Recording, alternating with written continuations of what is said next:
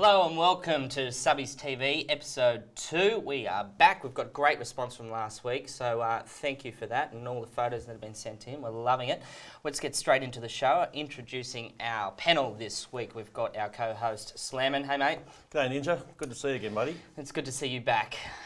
Got another week out of you, it's good. And Tim Richie Rich is back for the first time this year. How are you, Ninja? I'm well mate, how are you? Yeah, I'm good. Good. Like the shirt. Yeah, it goes with the book I'm The promoting. book. Oh, there you go, colleagues. Throw him a 50. And of course, our guest today is Vinny Byrne from Brothers. How are we, mate? Good Ninja, thanks for having me boys. Oh, pleasure. Pleasure's all ours. Now, give us a little bit of background. What have you played? Where have you come from? So currently playing for Brothers Rugby. Yep. In Division 2. Previously was at Gordon, Randwick and Warringah, so a bit of a journeyman. Yep. Been called other Very things, loyal, but a journey. obviously. Yeah, absolutely. Real clubman. Yeah, building rugby, mate. That's what I like to do. You know, spread So the you word. played you played first grade, obviously there. Yeah. Played rep for Subbies. Yeah, played rep subbies, played Aussie Sevens, Australian Yeah. bars, things like that. So Everything. Trim trim tars tars. with Richo. Did a few tours with Richo in Alright. Thailand. So the CV's looking a little better. Stays on tour. I'm managing him, that's a tough tour. Pretty Yeah. decent CV. Yeah, it's not too bad. Mine looks all right. Okay. That's awesome. Lovely to have you on the show. Let's get straight to the hottest segment Subbies TV has this year, and that, of course, is the weekly wrap. Thanks, Ninja. Hello and welcome to this week's Weekly Wrap. Well, it was perfect footy weather on the weekend and all divisions took full advantage of the conditions, playing out some top quality rugby. In Division 1, we had the favourites take the wins, but not without a fight. Drummoyne bounced back from their round 1 loss, defeating Campbelltown 8-6 in the game of the week, while St Pat's showed why they're hot contenders this year in their 23-8 win at Knox. Looking at the tables, St Pat's, Mossman and Beecroft all remain undefeated, while Balmain, Iggy's and Hunters Hill are still chasing that first win. Division 2 had mixed results across the day, with some matches getting quite heated. Linfield couldn't make it back-to-back, going down 39-31 against bitter rivals Forest, and Brothers have kept their form from last week, winning against Newport 24-11. The table still has Forest, Brothers and Oatley with a full complement of competition points, while the rest of the table tries to keep pace. Division 3 once again put on an awesome display over the weekend. Hornsby and St George had a heart-stopper, with Hornsby coming away with the goods 19-18, while the Blue Mountains boys have kick-started their year with a hard-fought 24-21 win over Uni. Looking at the table, and Division 3 is too close to tell who's the team to watch, with all but 2 teams yet to get competition points. Now for Division 5, and it's the end of an era. Redfield Old Boys' dream run since mid-2010 has finally come to an end in a heartbreaking 14-5 loss against Maccabee. Meanwhile, is it the luck of the Irish, or are they just good? Another week and another huge win by the new boys, with Sydney Irish thrashing Lane Cove 58-10. Checking out the table, we still have 4 undefeated teams sitting at the top, but with some big matches coming our way, we might see the table tighten up. Finally, in Division 6, we had some upsets and big turnarounds. ICMS got their first win in an upset victory against Manly Savers 22-20. Chatswood kept their good start to the season with a 69-point drumming of Rockdale, and Dundas Valley turned around from last week's horror loss to get a good win against the Dukes 22-12. Looking at the table, it's shaping up to be a close year, with all bar 3 teams already having wins. 2 teams still have a game in hand. Well, that's it from me. Back to you, Ninja. All right, welcome back. Thank you for that, Emily. I still get so excited about the weekly wrap. We got such good feedback last week. I think one guy even wrote in and said he could watch the weekly wrap every day, all day, which is a bit creepy, by the way. He was a Beecroft boy. So just before we get into that, there's some awesome scores, some big turnarounds for some teams. Last week I said Dundas, what happened? You know, they got beat 94-0, and Absolute drubbing. within I reckon about minutes of the episode going up, I got an email from Dundas, and they just wanted to point out that it was one of the worst moments in the club's proud 42-year history. And they rocked up to the game. They had obviously injuries and some people that were sick, but they actually rocked up, and they pride themselves on not forfeiting, and they had only 13 guys.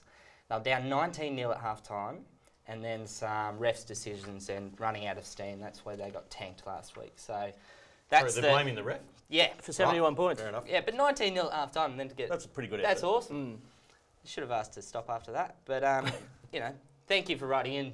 That's awesome, Dundas. All right. And they won on the weekend. Yeah. Bounced All back right, so just quickly, some of the big movers and shakers of each round. Division 1, I mean, a lot of the teams that were favourites won, but close game, Drummoyne, Campbelltown. Expected, Slammin? Yeah, I'd say so. I don't think there's any real surprise there, mate. The Knox... You're always doing well to beat Campbelltown in Campbelltown, though, Yeah. and so that's a good effort from Drummoyne, bouncing back after their first round loss. It's always a good trip going out to Campbelltown. Yeah. Awesome. The Knox upset, mate. They've ruined my dark horse. I'm none for one already. Well, what are you talking about? I lost Hunters Hill. Come on, dudes. But yeah, Div 2, Brothers getting another win. How was that, Vinny? Yeah, it was good. It was a pretty good game. There were a good bunch of blokes in Newport. Yeah. It was pretty stop-start, actually. Yeah. There was a lot of drop ball, things like that, but we got the chocolates. You guys have got a good start to the year, and you keep winning this way, and you'll be in Div 1. Yeah, we'll see how we go. We've still got a long way to go, Nico. Yeah, no, fair enough. And some other, you know, Forest and Linfield had the game of the week, and that was, I spoke to a couple of Linfield guys. They said the scoreline was kind of generous. Forest were sort of over the top of them for the majority of the game, but close one and a pretty fiery match, I heard. So Once again, Linfield showing their dominance in defence. I can't believe the scorelines in some of these games. It's awesome. Running rugby's back. Running Yeah, rugby. Div 3. Notice that, Ninja, notice that uni score, 33 points, no bonus point though, so there's been some penalty goals there. 1,000 penalty goals. Jeez. Yeah, good kicker. Must be. Yeah. Can kick from anywhere, apparently. Good point there, Richie Rich. Very good point. Div 3, again, some close matches. Blue Mountains coming out with a good win. Epping losing again this week. Maybe they're struggling for numbers. And, of course, Hornsby getting a 1-point win over St George, which is great. Big scores for the Hawkesbury Briars game as well, mate. So Yeah, absolutely. 48-36. Awesome. That's my word of the day, I think. Awesome. It's a fantastic work. lock that in then. Fantastic. Ooh. Certainly not I'll keep defence. awesome. Yeah, no defence in that game. Div 5, close games across the board, and then some blowouts as well. I think, you know, the Irish guys, they're looking hot to trot. So We just mentioned that Canterbury Marylands game, which was abandoned Yep. due to a very serious injury to a Marylands player, so they couldn't get the game restarted. Oh, right. So shout out to Arapita from Marylands. Hope you're well, mate, and get better. There you go. Jeez. Well, yeah, Never we good wish to you hear the that. best and a quick recovery.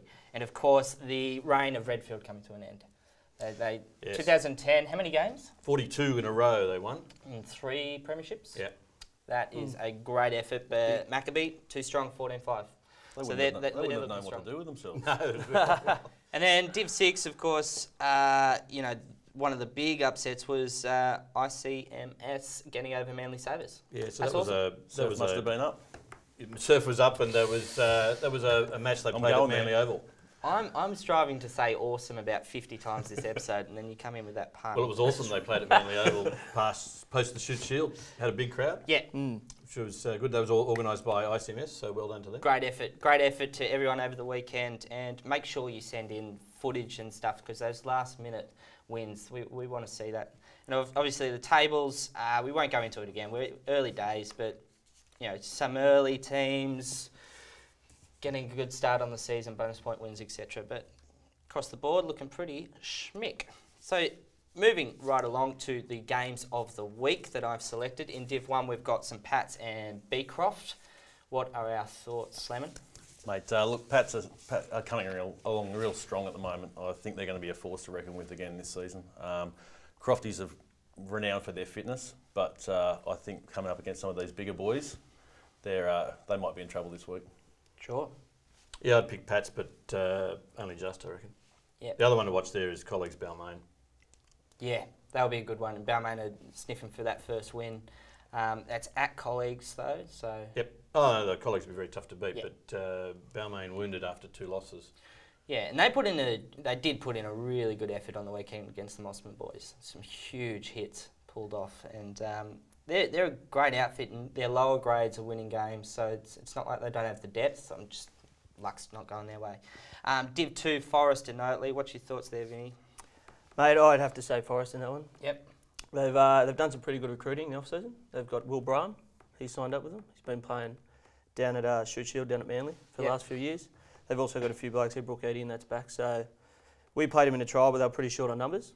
And mate, they're always a physical team. They're always really good up there at Forest. So I'd have to take Forest in that one. Oatley's a strong side as well. They managed to knock Balmain off once last year, and you know that's going to be a great match. But I think Forest have started the year so strong. Forest seem to be in form at the moment. I'm going to go for Oatley for an upset. There you go. Div 3, what's our thoughts, guys? Hillsboroughs. Awesome. There you go. Great. It's too early to talk about top of the table clashes, but I'm going to go for Hills. Hills? Any reason? No. Likes the name. Quality outfit on this panel.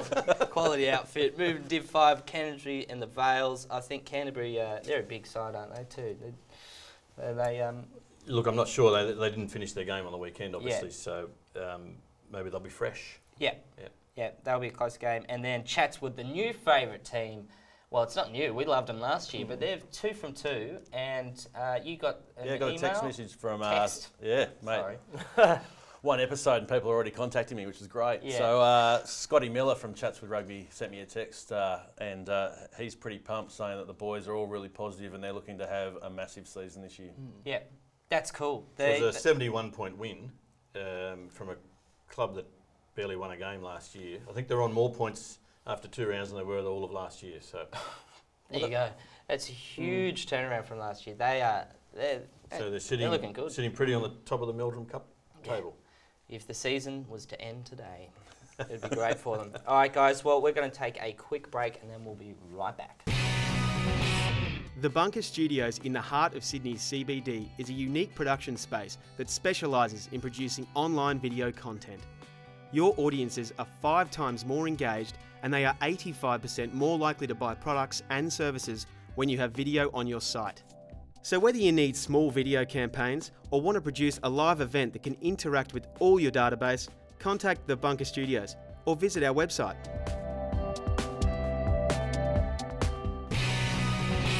Welcome back to Subbies TV episode 2. So glad you can join us. Now, boys, we'll get into the panel question in a second. But before we do, I got a phone call from Hawkesbury Valley. And they just wanted to point out that on Friday night they played a DY in a Masters, so Halligan or Masters game. And they had quite an interesting trip. The boys did the bus trip out there and played the game and everything, did the after-game celebrations, and they won the sculls, so well done. And as they went to leave, their bus had a flat tyre. So they had to get off. They had trouble trying to get the spare and everything. Took them an hour and a half. These Hawkesbury guys have pulled this before, I'm sure. Hour and a half to change the tyre, and then because it passed midnight, their bus driver, it was his birthday, so they decided, well, we better sing him happy birthday. So you've got a group of footy boys in the street singing happy birthday as they change a tyre. Then they got peckish on the way home, stopped by the 24-hour Maccas. Bus wouldn't fit in the drive-through, so they walked through to get their Maccas. Sensational. Some of them got in the door at 3:30 in the morning, got up and played rugby the next day, backed up for the lower grades. And apparently their missus think that they don't drink as much if they play Friday night. But that's working well. One of the main reasons he wanted to share that story, obviously, but they're pushing for Halligans and Masters to maybe play Friday night, so they've got their weekends for their kids. What do you think? Yeah, I'd absolutely encourage it. Yeah. DY approached me a couple of weeks ago and I said, go for it. If they can organise the opposition, do it. And so it's already started. It's fantastic. Yeah, absolutely. They're playing... And if it's going to lead to shenanigans like that. But I suppose if you go and have a beer on a Friday afternoon anyway, and then you add a game of footy and then you have a couple more... It's ticking all Exactly the right boxes. Yeah. No, it's great. So great effort. They've hopefully got a game this weekend against Blacktown, and then their next game will be a Friday night against Mossman, actually. So well done, boys, and keep those stories flowing in. They're great. So, panel question for the week, and it's one we covered last year, but it's always an issue. After-game functions. You know, want guys to stick around, and sometimes teams don't make a big effort to have an after-game function where others go out of their way. I mean, what's your thoughts? I mean, I know Drummoyne pointed out that Campbelltown on the weekend put on a great spread, like some Chinese, and they had all their food and everything. I mean, I know we love going out to Campbelltown for the after-game functions in particular, but how did Brothers run there? It's like... Yeah, after the game, obviously, we've got the skulls and the points and the awards and everything like that. Even on the weekend, we had a spit going on the weekend. So after the game, there was a whole pig there. Mainly for the Islander boys, but if you can get in there and grab a feed, that's yours. Not just the Islanders, thank Yeah, you. well, yeah, you look like you've eaten plenty, don't worry. But I think it's vital, to be honest. Like, we played a trial against, it was only a trial against Forest, and we stayed there and they'd asked us to leave their clubhouse because we stayed there for that many beers afterwards. But then... Giving them too much money. Yeah, that's it. But then, mind you, it was only about 7 o'clock. But not only that, they've got a fundraiser coming up. And, 20 or 30 of us will go to that. Yeah. Because of that camaraderie built, because of beers after the game. I think it's vital. Oh, absolutely. And you're right. I mean, you're just saying making money, but a lot of clubs, they've got the cheap beers at the clubhouse. If they have the clubhouse, that's where they make their money. Bread and butter, mate. When I was playing country rugby, we used to pay, every weekend you'd pay $5-10 to get into the ground to play. So that was where the clubs were making their money because they didn't do the after game functions. Now, it's important. I think the point is, though, that we all acknowledge it's important and wish it would continue, but it has dropped off. There's no denying that. So I think the clubs are going to have to make an effort to be very hospitable to their opposition. Yeah. And I don't know if that's the secret to it, but certainly it can't hurt. Especially if you do it earlier in the season, they'll return the favour when you've got... Exactly. It's not too hard to buy a case. Absolutely. I was club captain in the early 2000s, and it used to be massive. The aftermatch functions with Mossman, we would have put on a massive spread, lots of food, and that sort of died away probably over the last 10 years, and now it's starting to come back. The thrive of being back at a rugby club again, sticking back, having buses organised to take you elsewhere is a big thing, and having food available, lots of beers, catching up with guys that you haven't seen for a long time. Oh, that's good news. Big comeback. That's great news. And the bus trip, I often hear people complaining about having to go out to the... That's crazy. What? The bus trips are the best thing of the lot. I totally agree. I think the trips out, like I said earlier, Campbelltown is awesome. After game functions are important. We're trying to push that for clubs. Get involved. It's great for your club. It's great for the clubs you're visiting, and it can be a money maker as well. Well, your former country. I mean, the country boys, they're all about bus trips. You, in fact, in the country, you tried your best to get off those bus trips because you would come back with no clothes. And some Sheila, but Name Barry. Yeah. Promised I wouldn't bring that up. Oh well, but no. After the game functions, we all agreed they're needed. They're needed. 100%. Awesome. All right, guys. Moving on to media madness. I'm sticking with it. We've got some photos, but before we got the photos, this is one of the quotes from. It was King's Old Boys put it on the Twitter, the Subbies Twitter, and this was quote of the week. A 4th grade ref turned around to the King's Old Boys in Division 2 and said, "Lads, I'm not a very good ref, but you aren't very good players, so we'll call it even." I thought that's a great effort. At least you know where you stand. Yeah, I think it's a great attitude too. I mean, everyone finds their own level. Yeah. No, that's great. All right, guys, taking a look at these photos. The first one we've got here, of course, is the Big Man that's now playing in Div 1 with Balmain. Dunning, that's from round 1, jogging out. So well done to Dunning. First Dunning's doings. Looks fit in that angle. Yeah, looks very fit. Here's a couple of the Balmain boys the night before, the morning of the game. I'm not sure. Someone sent that through. So they're a very close-knit club. I think one of them's Barry. Baz, come back to me, mate. Here's Beecroft Water Boy. You've got to be formal when you're running water, don't you? It's very stylish. Professional job. Yeah.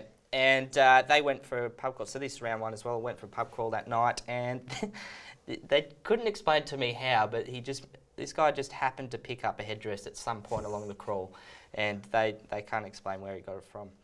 Some of the Beecroft boys here, they were doing the Tough Mudder on the weekend, so that was their last training session, and then here they are just after the Tough Mudder. Now there's 13 guys in their team, and girls as well, I think, and they were raising money for the Black Dog Institute.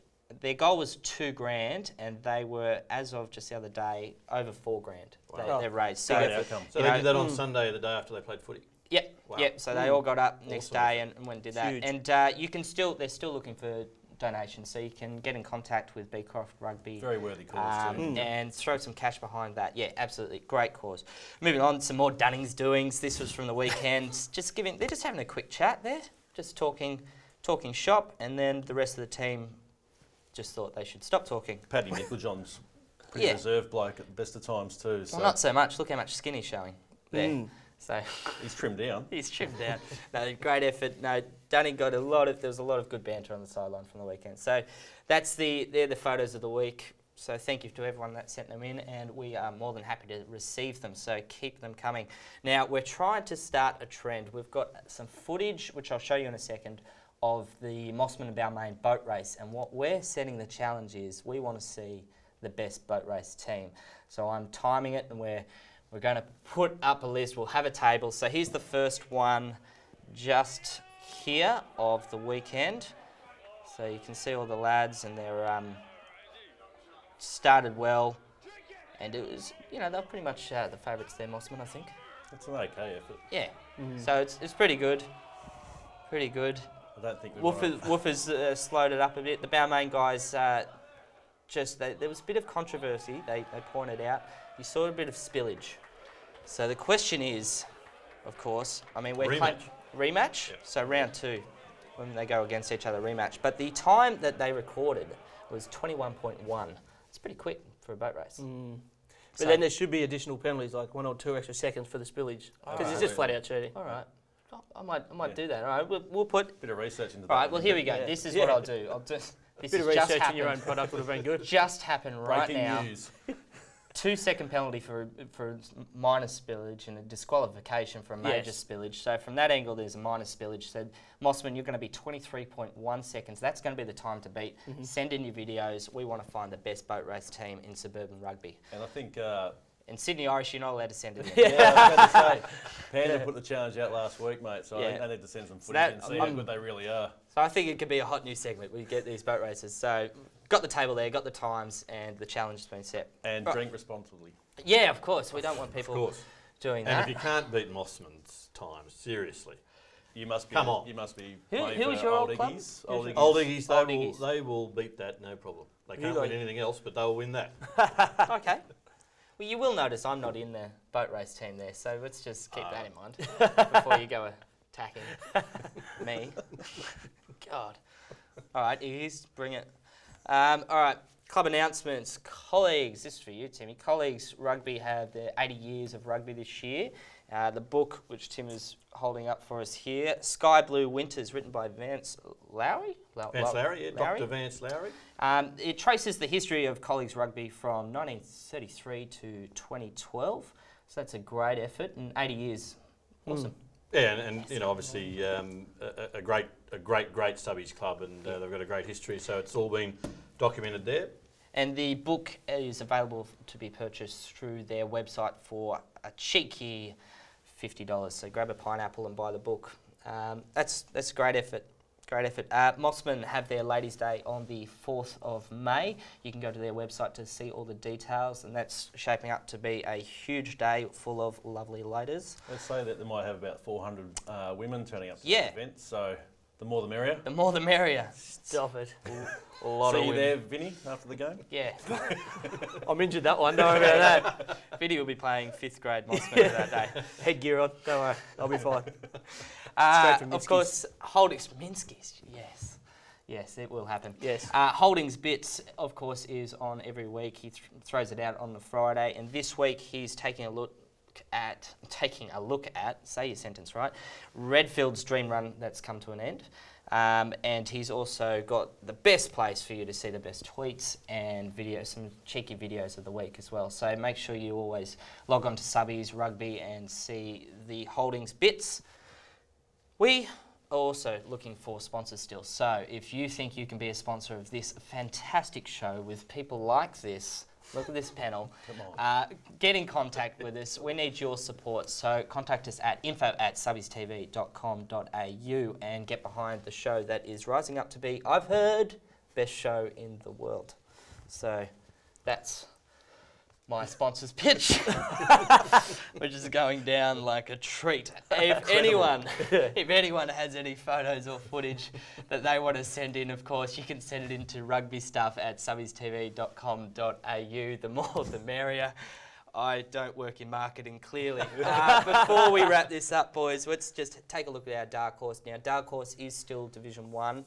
This week, the matchups are Mossman versus Campbelltown, Drummoyne versus Iggies, Hunters Hill, Knox, Colleagues and Balmain, and St Pat's and Beecroft. Starting with you, Slammin, who you got? Ninja, I'm going Balmain. Balmain? I think they're due. I don't think they're going to put up with 3 losses in a row starting up in Division 1. It's a good one. Hunters Hill over Knox. Ooh. It's dark. It's Yeah, well, that's The the lead segment. It's correct. Dark horse. What do you got, Vinny? I'll have to agree with Richard. Hunters Hill, I know a Hunters few Hill. of the boys playing over there and they've been getting touched up, so. All right. Yeah, I think Balmain. I think Balmain as well. Well done, Slammin. I'll steal that from you. All right, guys, I think that's it for the show this week. What a mate. You're on fire. Yeah, kicking goals, well done. Racist. All right, thank you. That wasn't red-headed related. Big thank you to Slammin for Cheers, being Ninja. back this week. Richie Rich, Thanks, mate. you'll be back later in the year. We'll drag you in. Okay. Yeah, If you're desperate. if we're desperate. Bottom of the barrel stuff. And Vinny from Brothers, good luck with the rest of the season. And Thanks, thank mate. Thanks for being on the show. Thanks for having us. All right, guys, that's it for Subbies TV, episode 2. Until next week, enjoy your rugby.